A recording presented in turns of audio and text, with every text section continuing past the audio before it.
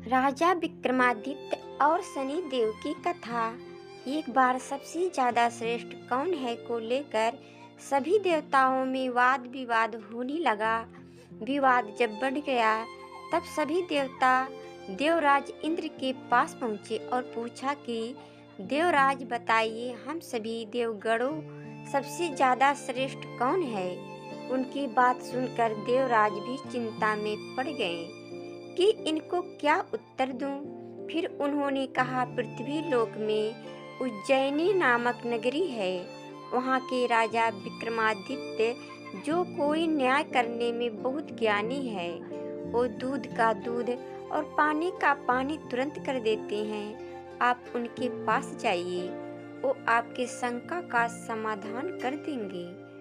सभी देवता देवराज इंद्र की बात मानकर विक्रमादित्य के पास पहुँचे और उनको अपनी बात बताई।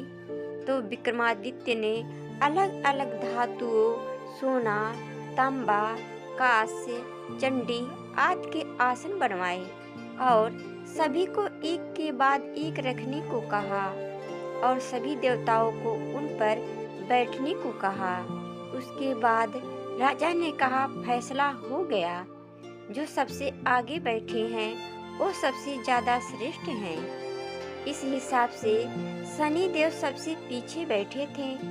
राजा की ये बात सुनकर शनि देव बहुत ही क्रोधित हुए और राजा को बोला, तुमने मेरा घोर अपमान किया है, जिसका दंड तुम्हें भुगतना पड़ेगा। उसके बाद सभी देवता वहां से चले गए, लेकिन शनिदेव अपने अपमान को भूल नहीं पाए थे और वो राजा विक्रमादित्य को दंड देना चाहते थे। एक बार शनिदेव घोड़े के व्यापारी का रूप धर कर राजा के पास पहुँचे। राजा को घोड़ा बहुत पसंद आया और उन्होंने वो घोड़ा खरीद लिया। फिर जब वो उस पर सवार हुए तो घोड़ा तेजी और से भागा और राजा को जंगल में गिराकर भाग गया। विक्रमादित्य जंगल में अकेला भूखे प्यासे भटक रहा था। भटकते भटकते राजा एक नगर में पहुंचा। वहां जब एक सेठ ने राजा की ये हालत देखी तो उसे राजा पर बहुत दया आया और अपने घर में शरण दिया। उस दिन सेठ को अपने व्यापार में काफी मुनाफा हुआ तो उसके लगा ये मेरे लिए बहुत भाग्यशाली है। फिर वो उसे अपने घर ले आया। सेठ के घर में एक सोने का हार खूंटी से लटकी हुई थी। सेठ विक्रमादित्य को घर में अकेला छोड़कर थोड़ी देर के लिए बाहर गया। इस बीच खूंटी में सोने के हार को निगल गई। सेठ जब वापस आया तो सोने के हार को न पाकर बहुत क्रोधित हुआ। उसे लगा कि विक्रमादित्य ने हार चुरा लिया। वो उसे लेकर उस नगर के राजा के पास गया और सारी बात बताई।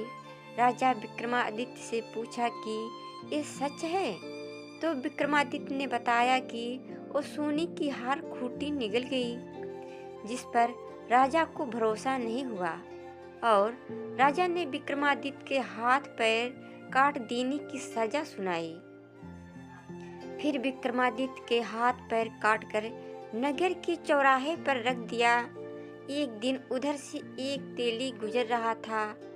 उसने जब विक्रमादित्य की हालत देखी तो बहुत दुखी हुआ। वो उसे अपने घर लाया और वहीं रखा। एक दिन राजा विक्रमादित्य मल्हार गा रहे थे और उसी रास्ते से उस नगर की राजकुमारी जा रही थी।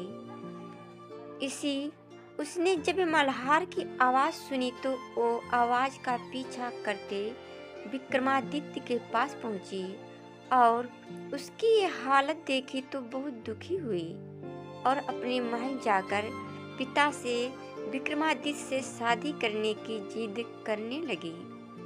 राजा पहले तो बहुत क्रोधित हुए, फिर बेटी की जिद के आगे झुककर दोनों का विवाह कराया। तब तक विक्रमादित्य का 7.5 का प्रकोप भी समाप्त हो गया था।